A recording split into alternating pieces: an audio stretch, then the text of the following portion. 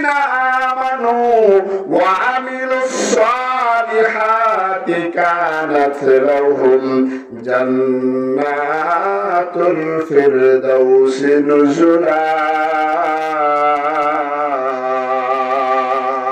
আল্লাহ তাআলা বলেন ইন্নাল্লাযীনা আমানু ওয়া আমিলুস সালিহাত, নিশ্চয় যারা ঈমান এনেছে, ওয়া আমিলুস সালিহাত, সৎকর্ম করেছে, মানে আমালে সালেহা করেছে, আল্লাহ তাআলা ডাক দেয়া বলে, ইয়া আমার মুমিন বান্দা বান্দের দল, ঈমানটাকে মজবুত করো, আমালে সালেহাকে তোমার অ্যাকাউন্টে জমা করো, বেশি থেকে বেশি নেক আমল করো।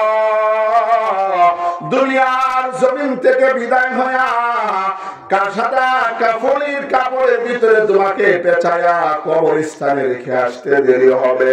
আমি আল্লাহর বানানো জান্নাতের ভিতরে সবচাইতে স্পেশাল জান্নাত, সবচাইতে ভিআইপি জান্নাত, সবচাইতে পাওয়ারফুল জান্নাত, সবচাইতে সুন্দর জান্নাত, জান্নাতুল ফিরদাউস। আল্লাহ বলেন ঈমান আর আমালকে যদি সঠিক করে দুনিয়ার জমিন থেকে আসতে পারো, অন্ধকার কবরে রেখে আসতে দেরি হবে,